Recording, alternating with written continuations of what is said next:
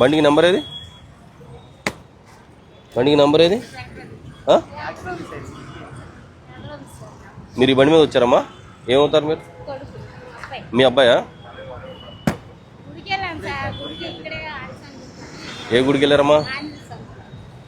ఆంజనేయ గుడికి వెళ్ళారు. Okay right, సంతోషం. ఓకే, నెంబర్ బోర్డు లేకుండా తిరుగుతున్నాడు అబ్బాయి, పర్వాలేదా? అవసరం లేదంటారా? ఎందుకమ్మా ఇంత పవర్ బైక్ ఇప్పుడు ఈ కుర్రోడికి అవసరం ఏముంది? ఏం చదువుతున్నాడు అబ్బాయి? ఏ ఇయర్? ఏనన్నా కంప్లీట్ అయిపోయి ఏంటి గ్రూపు? ఈసీ. ఎలా చదువుతున్నాయి? ఎలా వస్తాయి మార్కులు? అన్నీ అయిపోయినాయి సబ్జెక్టులు అన్నీ? ఏమైనా ఉన్నాయి పెండింగ్? అన్నీ అయిపోయినాయా? బాగా చదువుతున్నాడా? బాగా చదివే కుర్రోడిని ఈ బైక్ వల్ల కుర్రోడు ఎంత అయింది బండిది? ఎంత అయింది? 1,30,000. మీరేం చేస్తారమ్మా? ఫాదర్ ఏం చేస్తారు? ఫాదర్ ఏం చేస్తారు?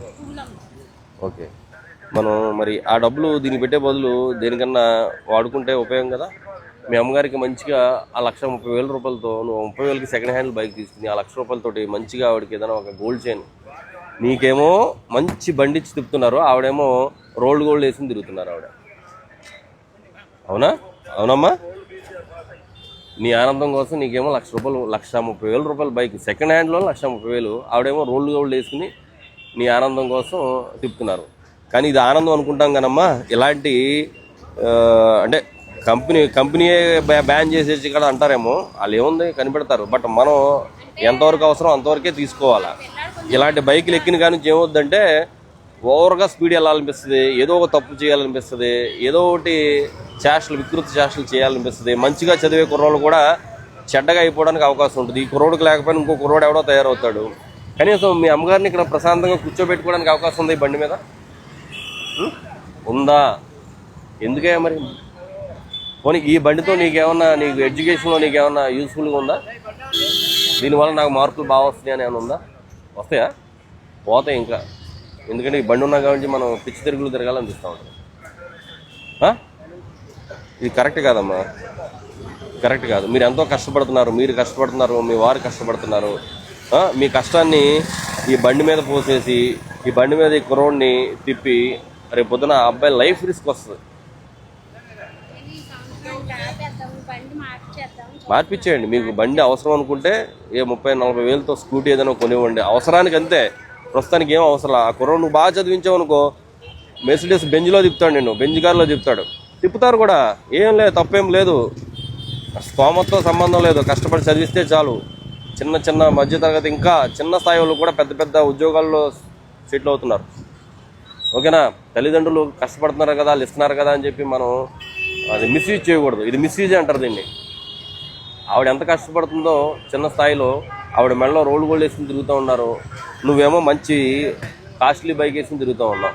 ఇది అవసరమా నీకు? ఏమా అవసరం కాదు. ఎందుకు చూసావు? ఈ బండి ఎక్కిన కాబట్టి నీ హెయిర్ స్టైల్ మారిపోయింది, నీ గడ్డం స్టైల్ మారిపోయింది, అన్నీ మారిపోతాయి.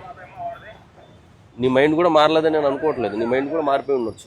కనీసం ఇదన్నా మారిస్తే, మన వేషధారణ కూడా మారితే చదువు మీద వస్తుంది. నువ్వు చదివి బాగా సెటిల్ అయితే ఇది కాదు, ఇంకా నువ్వు మంచి తీసుకోవచ్చు. మీ అమ్మగారిని పక్క సీట్లో కూర్చోబెట్టుకుని అలా తిరగవచ్చు నువ్వు. ఇప్పుడు చెప్పు, నెంబర్ సంగతి ఏంటి? ఇంకా అవకాశం ఉండదు. ఒకసారి మీరు పట్టుకున్న తర్వాత ఇంటికి వెళ్ళాక నెంబర్ లేకుండా మీరు సిటీలో ఇష్టానుసారం తిరిగి. మరి హెల్మెట్ ఏది అమ్మా? నీకు డ్రైవింగ్ లైసెన్స్ ఉందా? ఓకే, నీకు హెల్మెట్ లేదు, డ్రైవింగ్ లైసెన్స్ లేదు, బండికి నెంబర్ లేదు, మరి ఏముందని మీరు రోడ్డు మీద తిరుగుతున్నారమ్మా? ఎవరినో మీ తాలూకా ఎవరినో గుద్దేసి వెళ్ళిపోతారో, నెంబర్ ఉండదు బైక్. ఏ నెంబర్ మీద మీరు కంప్లైంట్ ఇస్తారు? కెమెరాలు చూస్తే దొరుకుద్దా నెంబర్ లేనప్పుడు? సో ఇప్పుడు అర్థమవుతుందా మీరు చేసిన నేరం ఏంటనేది? నెంబర్ ప్లేట్ తీసుకుని నా దగ్గరికి రావాలి. ఓకే, అప్పటి వరకు బండి నా దగ్గరే ఉంటుంది.